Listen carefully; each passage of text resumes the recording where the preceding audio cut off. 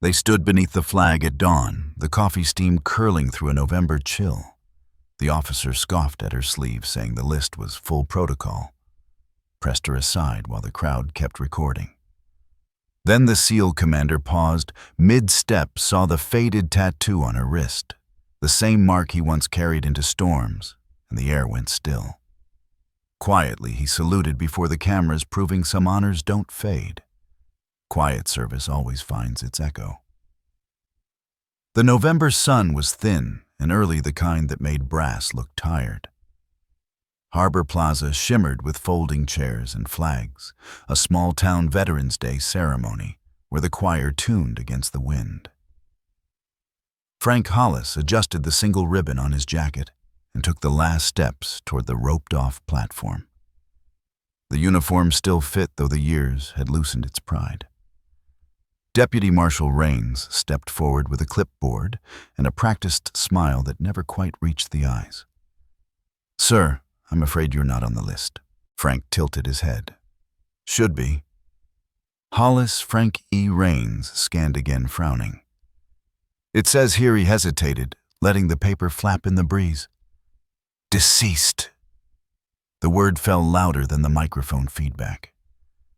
A few people laughed too softly. A phone lens caught his face. Frank looked down at the page, then at the deputy. "Deceased, huh?" he said, voice steady. "Guess someone decided I'd already served my last day." A quiet chuckle, thin but kind. The humor wasn't rebellion, it was armor.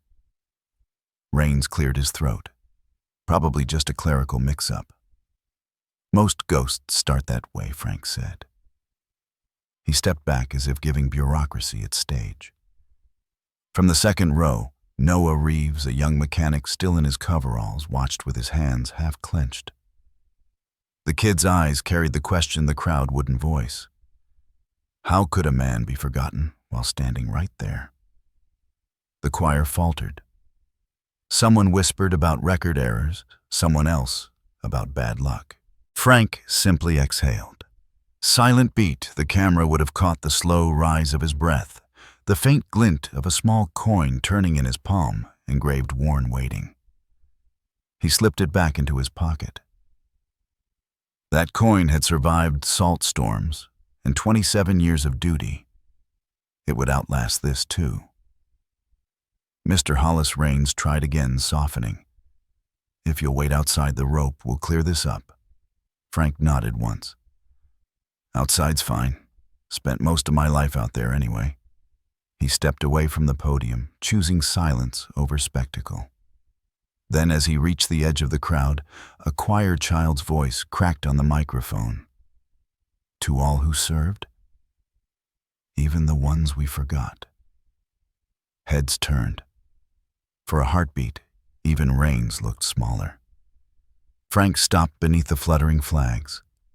The harbor wind caught his sleeve, the air tasting faintly of salt and brass polish. He looked up. Noah met his eyes from across the rope, that quick flash of respect that said, "Somebody still sees you." That glance was the hope seed the story would carry forward. A phone beeped somewhere, breaking the moment. Frank smiled faintly. "Some mistakes," he murmured, "don't want to be corrected."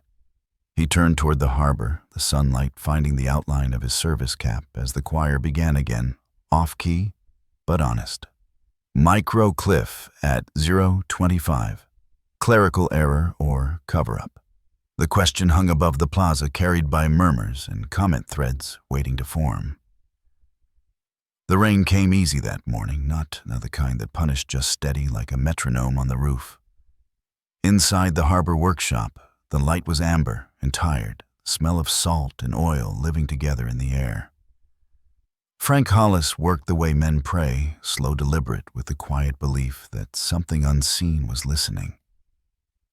A small coin sat near the vise, catching slivers of window light. He turned it once with his thumb and let it rest. The bell over the door jingled sharp against the rain. Noah Reeves stepped in, still wearing the blue coveralls from the boatyard, carrying 2 paper cups. Steam and worry both rose from him. Noah. Brought you coffee. Didn't think you'd show up after yesterday. Frank's shop's paid up. Weather still needs fixing.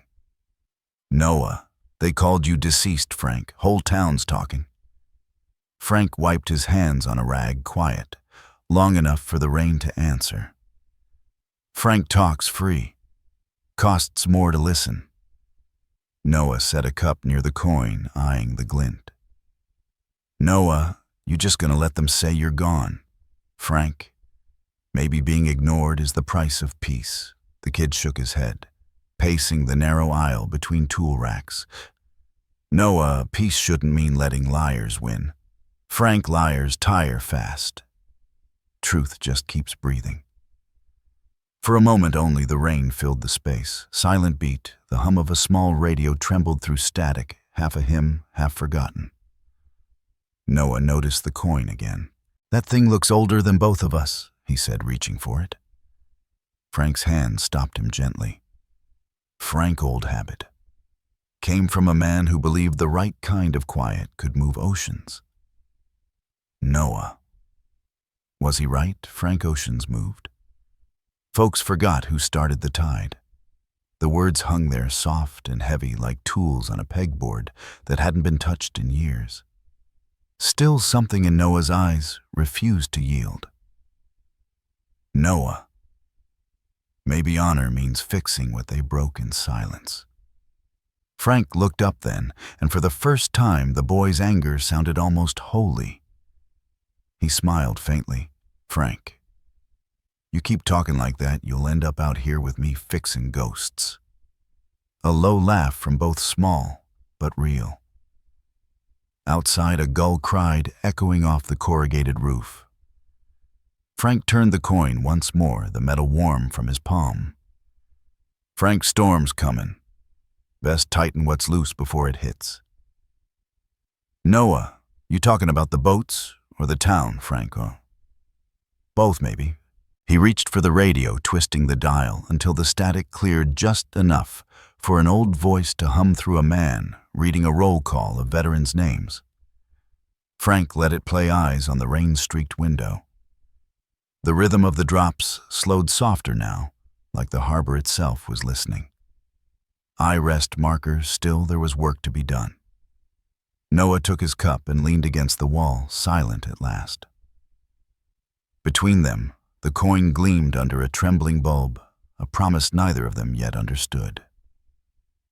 The diner's bell rang with the sound of a memory, soft, metallic, and tired.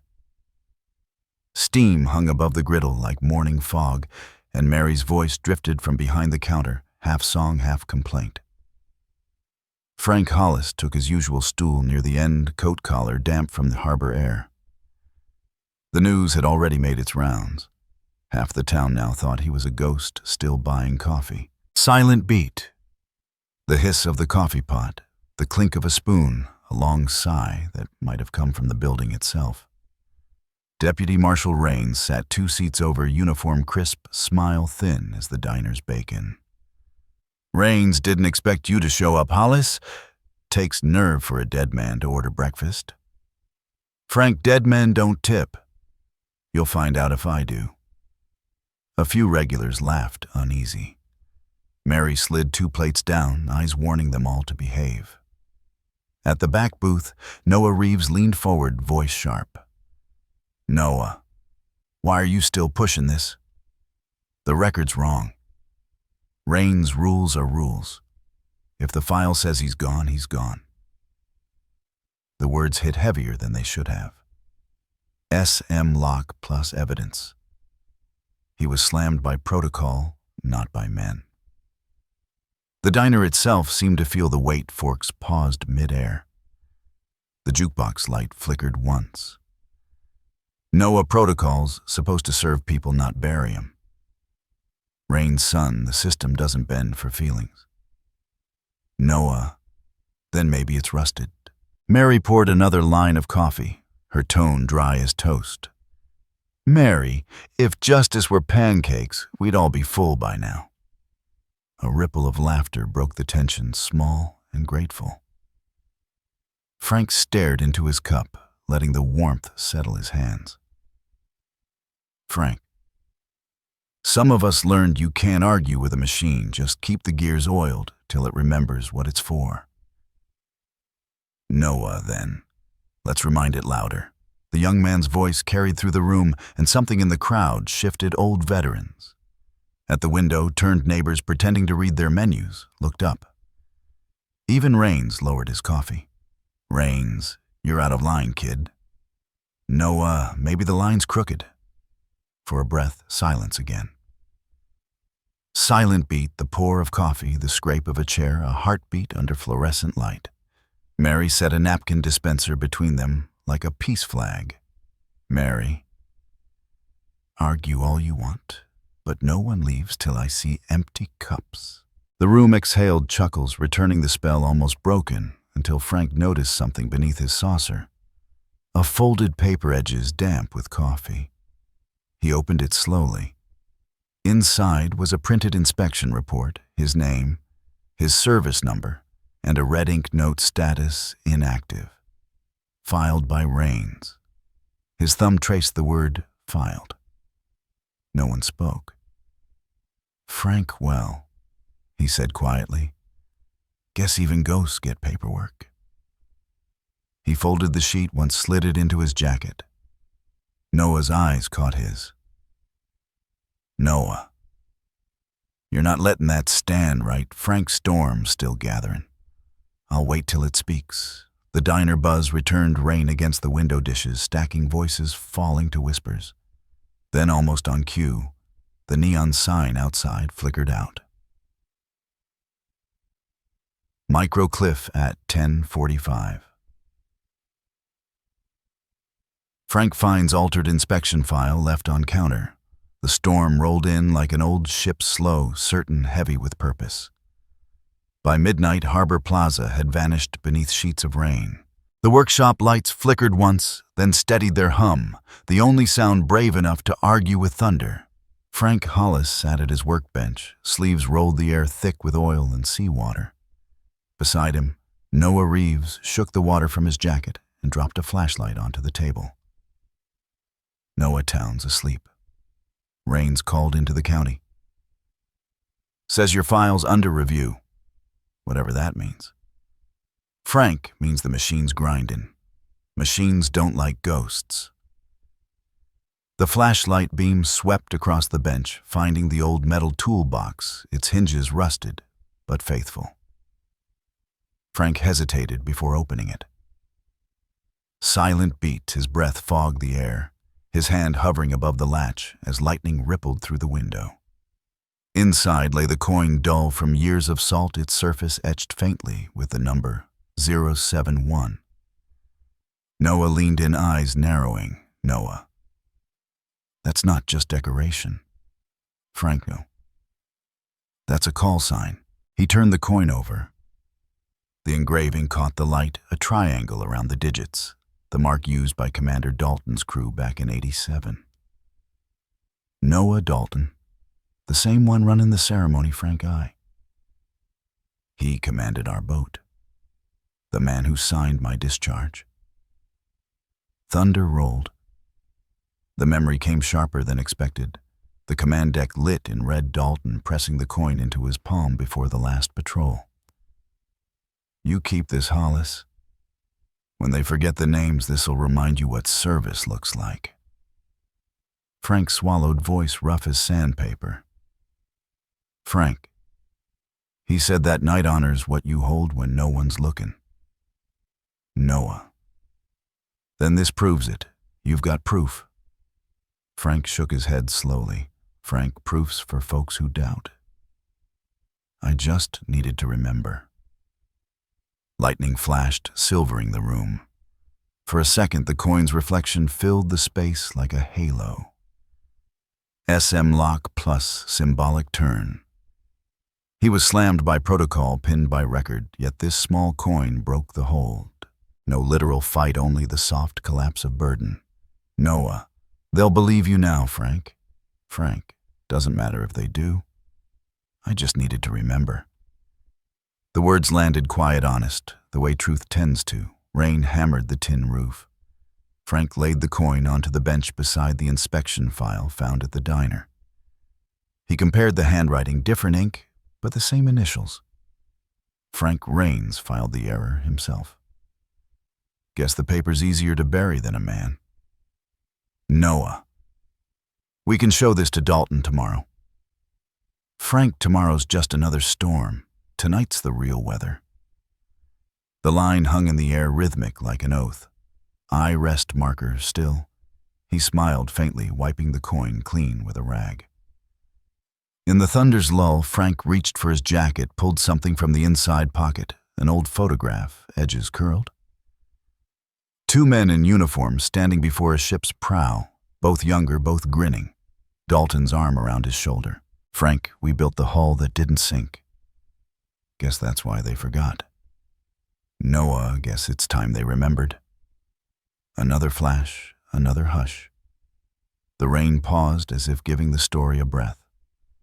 Silent beat, only the sound of the coin tapping once on the table. Frank picked it up again, holding it toward the window. The light from the street lamp caught the engraving one last time. 071 glowing gold against his weathered skin. Frank, you see that number? That's a bridge, not a badge. Between who we were and who we still try to be. Noah feels like a tattoo, something you carry whether folks notice or not. Frank, exactly.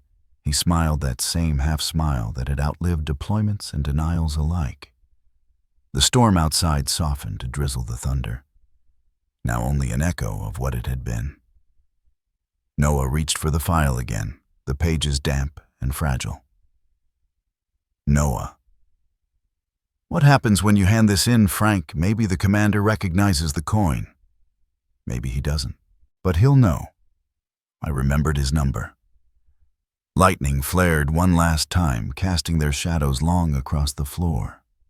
Mentor and apprentice, past and present, standing in the same light.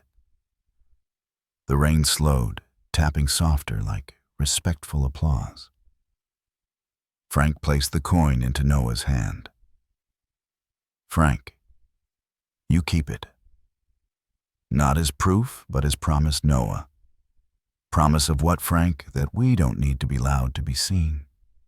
Noah nodded, closing his fingers around the token. Outside, the storm finally broke into quiet. Short's moment number 2. Symbolic reveal, coin gleams under lightning. Commander recognized the coin, symbolic manifestation of title. As they shut off the lights, the camera would linger on the coin's last shimmer, reflecting both their faces before fading to black. Morning came clean, as if the storm had rinsed the town's conscience. The flags around Harbor Plaza were still damp, their colors darker and truer. Folding chairs lined the square again. The brass band tuned low, the notes shy but hopeful. Frank Hollis stood behind the crowd, this time hat in hand. He didn't push forward. He'd had enough of stages. Beside him, Noah Reeves carried the small coin wrapped in a handkerchief. Noah, Commander's already here. You sure you don't want to say it yourself, Frank? I said plenty when I kept showing up. Noah. Then I'll do it for you. Frank, that's the idea. The crowd murmured as Commander Dalton stepped to the microphone, the same number 071 stitched into his jacket collar. His voice, older but steady, filled the plaza. Dalton, today we honor service. And we correct a mistake. A hush spread heavier than wind. Noah took a step forward, unwrapping the cloth.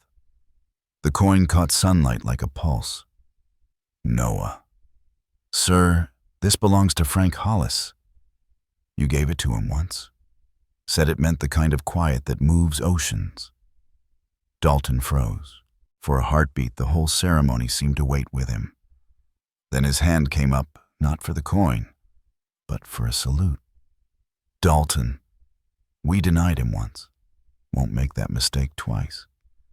The sound that followed wasn't just applause. It was release, Fersen. SM lock plus evidence. Applause rose like gentle waves. Pressure finally let go.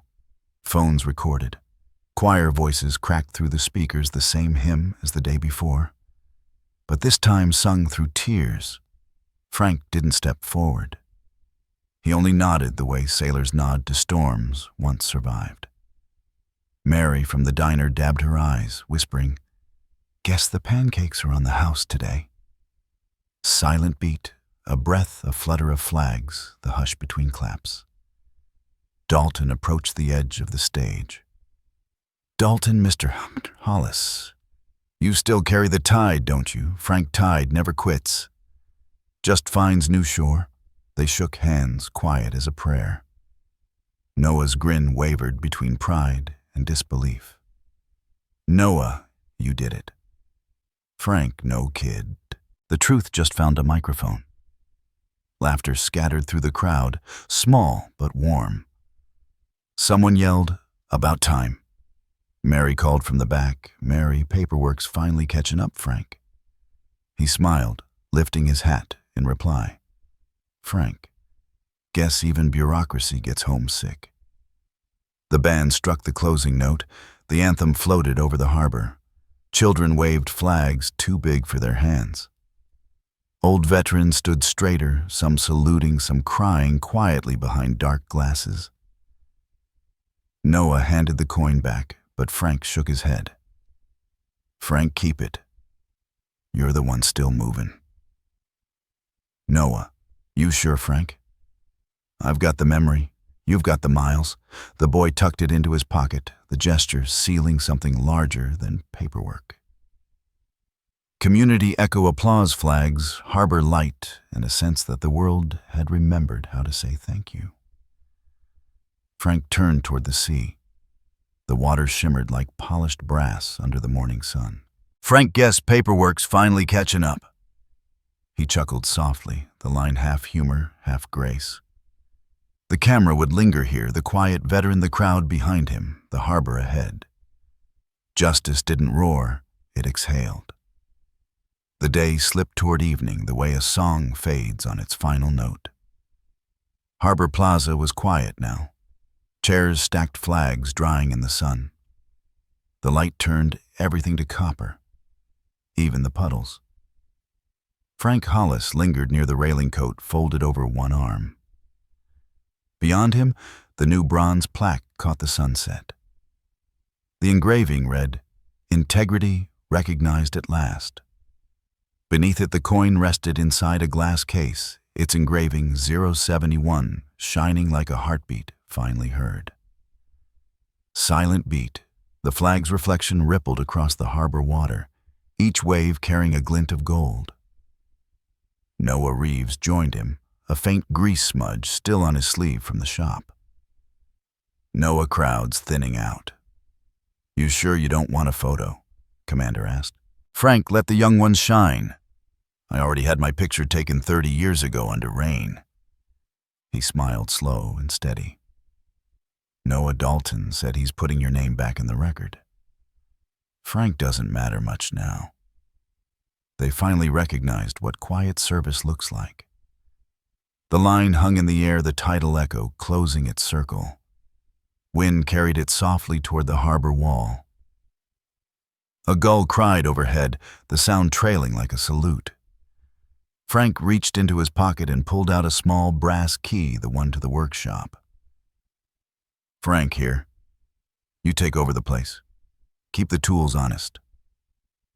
"Noah, you serious?" "Frank's shop's been waiting on younger hands. I'll still stop by if the coffee's free." Noah laughing, "Deal." They shook hands, and for a second the gesture felt bigger than ownership. It was transfer of trust, clean and wordless. Down by the dock, the band packed away their horns. Mary wiped the counter of the food stand, humming the same hymn from the day before. The community moved slower now, peaceful in the way earned things often are. "Mary, Frank, they're saying the plaque's already getting fingerprints. Frank good. Means folks care enough to touch it." He turned back to Noah. "Frank, remember what I told you about tides? Noah, they don't quit. They just find new shore. Frank's smart kid." A long breath passed between them. The sky deepened from amber to navy lanterns, flickering along the pier. Every reflection in the water looked like a thank you note written in light. Replay trigger, EO's 12 words, quiet thank yous last the longest. Frank said it softly, almost to the water itself. The harbor answered with a hush, no thunder, no applause, this time just the sound of calm recognition. He placed his hat over his chest and watched the first stars appear. Then, with the ease of a man finally unburdened, he started toward home. As the frame widened, the coin's reflection shimmered beneath the plaque, one last time, a C symbol, a memory, and a promise. CTA. If this story moved you, share it forward. The harbor settled into evening lanterns, trembling on the water like a town exhaling. Still, the new plaque caught the last stripe of sunlight, and the coin beneath it gleamed a small proof that patience can outlive paperwork. Frank stood a few steps back, watching Noah lock the shop for the first time. The keys clinked softly, a sound half metal, half memory. Then came the laughter from the boardwalk, the brass band warming down, and Mary's voice calling goodnight as flags rippled in slow rhythm, their reflections moving like gentle applause. He was freed from protocol, not by force, but by recognition. Quietly, he touched his cap and smiled. They finally recognized what quiet service looks like. And as the tide carried the light farther out, his thoughts stayed behind a whisper meant for anyone still trying. Quiet thank yous last the longest.